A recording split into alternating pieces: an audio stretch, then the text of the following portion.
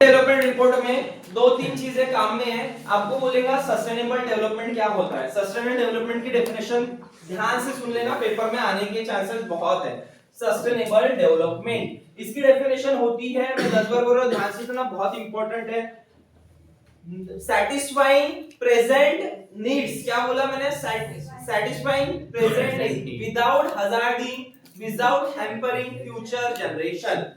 समझ में आया? Satisfying present needs without hazarding और हैम्परिंग फ्यूचर जनरेशन। समझ, अब ये नहीं समझा, मैं बता देता हूँ क्या होता है।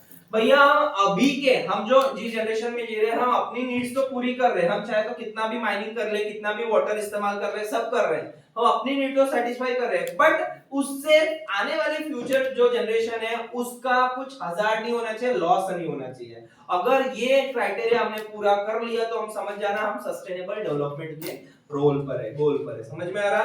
Satisfying present need without hazarding future generation, बस ये होता है। और हमारे गवर्नमेंट ने सस्टेनेबल कुछ प्लानिंग किया है, वो कुछ प्लानिंग किया है कि ये सस्टेनेबल डेवलपमेंट हो, उसके लिए कुछ गोल्स डिसाइड किए हैं। हमारे गवर्नमेंट ने कुछ गोल्स डिसाइड किए, उसको हम बोलते हैं एसडीजी, सस्टेनेबल डेवलपमेंट गोल्स। ठीक है, कितने गोल है एट प्रेजेंट? 17 गोल है। अब 17 गोल तो हम वन बाय वन डिस्कस नहीं करेंगे, मैं बेसिक आइडिया दे देता हूं। उसमें क्या आता है? एनवायरनमेंट आता है, क्लाइमेट आता है, फूड आता है, पॉवर्टी आता है, हंगर आता है, हेल्थ आता है, पीस आता है, एजुकेशन आता है, इंडस्ट्रीज आते हैं, एग्रीकल्चर आता है। इन शॉर्ट ये बेसिक चीजें हमको इसके ऊपर फोकस करना है। उसमें वाटर आएगा, क्लीनिंग आएगा, सैनिटेशन आएगा,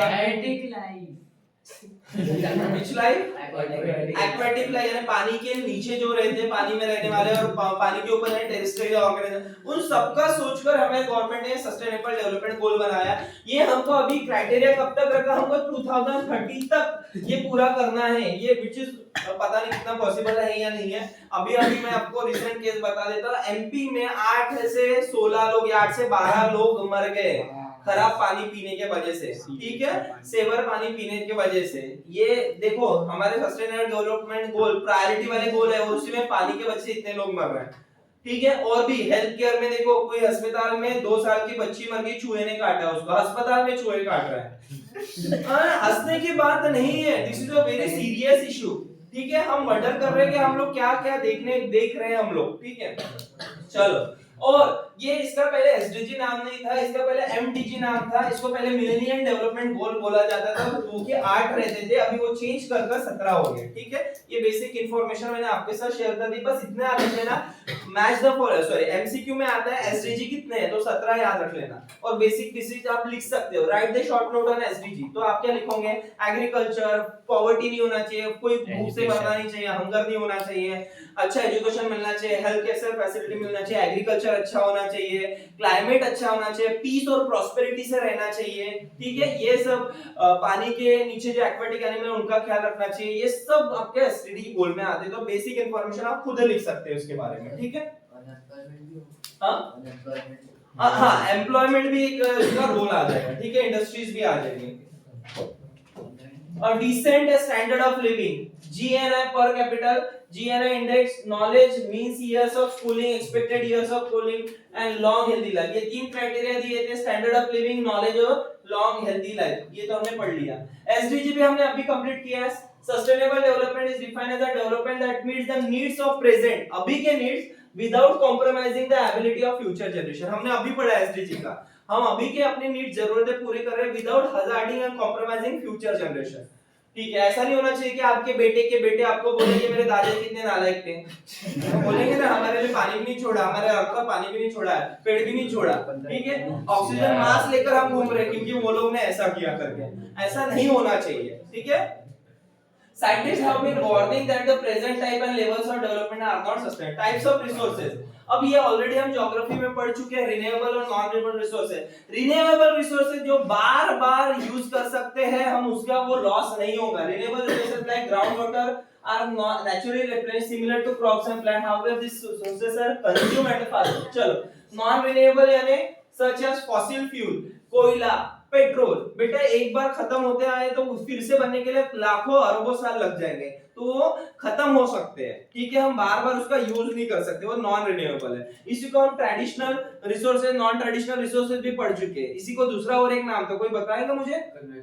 very good, conventional and non conventional sources. Conventional यानी नॉन रिन्यूएबल, नॉन कन्वेंशनल यानी रिन्यूएबल, हम ज्योग्राफी में पढ़ चुके हैं ये सब, ठीक है। चलो लास्ट कुछ बीएमआई रह गया, वो कंप्लीट कर लेते हैं अभी। बॉडी मास इंडिकेटर क्या होता है, ठीक है, उसके अलावा कुछ रह गया होगा तो बता देना मुझे।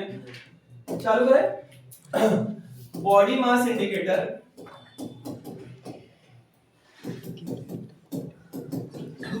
इंडेक्स होता है, इंडिकेटर नहीं इंडेक्स, चलो सॉरी सर इंडेक्स होता है।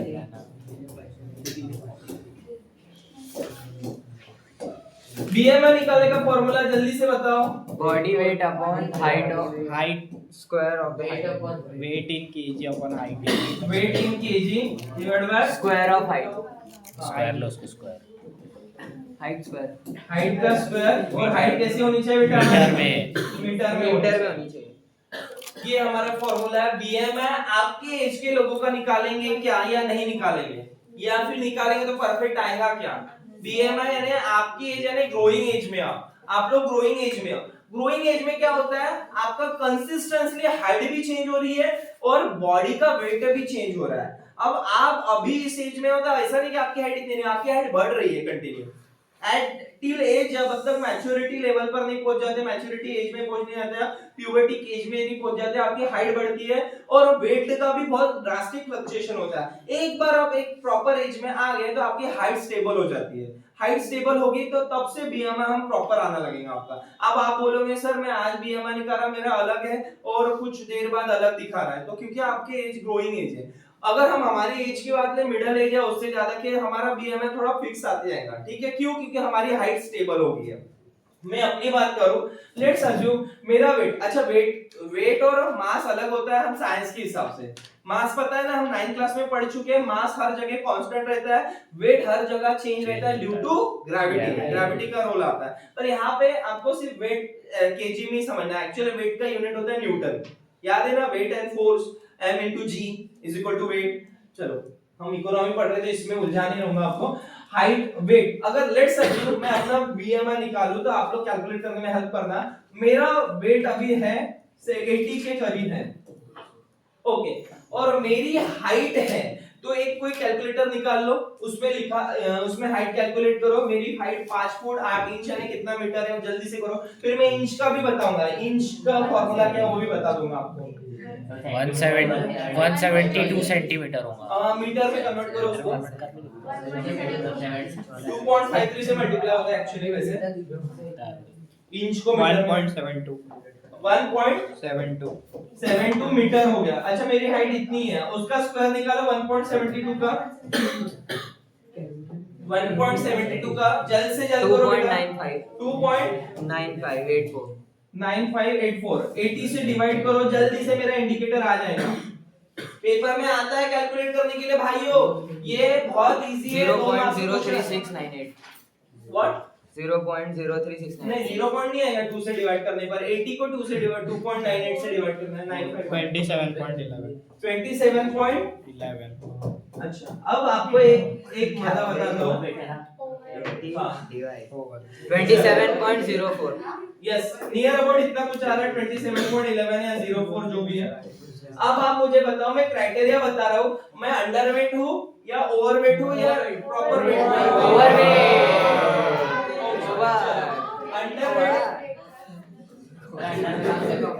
अंडरवेट कितना रहता है? बोलो जल्दी से, अंडरवेट बिलो 18। अब गूगल करोगे तो बिलो 18.5 लिखा है, इसकी डेफिनेशन थोड़ी चेंज हो गई है। आपके बुक में 18 लिखा है, गूगल में 18.5 लिखा है, तो आप 18 के हिसाब से जाओ, ठीक है। 18.5 लिखे तो वो गलत नहीं होगा, वो सही होगा। और ओवरवेट कितना होता है? 28 अबो 24.95 होता है, पर आपके हिसाब से 25 अबो 25 है। अच्छा ओबेसिटी क्या होती है? अगर मेरा अबो 30 आ रहा है तो ओके। और हेल्दी वेट, इसको बीच वाले को क्या बोलेंगे मैं? नरिश ना,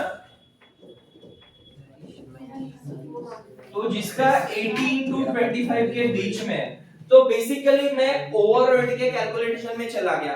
ये बीएमआई इंडेक्सेस है, बीएमआई इंडेक्सेस है, ये भी आपको मैच द फॉलोइंग्स में आने के चांसेस है। आपके बुक में ओबेसिटी का लिखा नहीं है, ओबेसिटी का लिखा है क्या? नहीं लिखा है, ठीक है, तो ओबेसिटी का भी लिख लो। ओबेसिटी यानी खतरे की घंटी है भाई, जागो ग्राहक जागो, ठीक है, बहुत ज्यादा हो गया बीएमआई। आप अपने घर में किसी का भी बीएमआई निकाल सकते हो, बॉडी मास इंडेक्स। आपको सिंपल से उसका वेट लेना है और उसके हाइट का स्क्वायर निकाल को डिवाइड करना है, और हाइट कंडीशन क्या है? मीटर में होनी चाहिए। अच्छा, आप अगर आपकी हाइट मीटर में नहीं है तो दूसरा फॉर्मूला भी लिख लो। वेट तो आपका केजी में ही रहेगा, वेट तो आपका केजी में ही रहेगा। अगर आपने हाइट इंच में ले ली, सॉरी, वेट आपका पाउंड में रहेगा, एलबी रहेगा। जब आपकी हाइट इंच में रहेगी तो वेट आपका पाउंड में रहेगा, पाउंड यानी एलबी बोलते हैं, एलबी, और हाइट आपकी इंच में रहेगी, हाइट का स्क्वायर रहेगा, और यहाँ पे 703 से मल्टीप्लाई करना है, यहाँ पे 703 से मल्टीप्लाई करना है। कभी कभी ये फॉर्मूला भी पूछते हैं, कभी कभी ये फॉर्मूला भी पूछते हैं, 10 बार बोल रहा हूँ, बुक में ये दिया है, कभी कभी वो फॉर्मूला भी पूछते हैं। अगर हाइट आपका वेट में आपका पाउंड में रहा, हाइट इंच में दी रही, तो आप डायरेक्टली 703 ये फॉर्मूले से भी कर सकते हो। This is your BMI. आप लोगों को टास्क है घर में आपके अम्मी अब्बू जो भी है उनके बीएमआई कैलकुलेट करके लाना है, ठीक है, और आपको उनको बताना है कि आप किस क्राइटेरिया में आ रहे हैं, अंडरवेट आ रहे हो, नरिश आ रहे हो, वेट आ रहे हो। आप लोगों को टेंशन लेने की जरूरत नहीं है, बिकॉज आप ग्रोइंग एज में हो तो ये कम ज्यादा हो सकता है, ठीक है, तो अभी इतना टेंशन मत लो। बट मोस्टली आपके एनसीईआरटी में इस साल से एक चीज ऐड ऑन की, आपको पता है एनसीईआरटी ने बुक में ऐड ऑन नहीं किया, बट प्रोजेक्ट ऐड किया शुगर के बेस पर, शुगर बेस्ड प्रोडक्ट ऐड किया। कि एनसीईआरटी स्कूलों में बता रहे हैं कि शुगर कितना हार्मफुल है, डेंजरस है, हजार्डस है बॉडी के लिए, शुगर खाने के इंपैक्ट क्या है, तो एज अ प्रोजेक्ट लॉन्च किया इस साल, आप एक बार देख लेना। तो थैंक यू वंस अगेन, ये था हमारा फर्स्ट चैप्टर डेवलपमेंट। इसमें कुछ भी डाउट्स हो तो आप बताओ।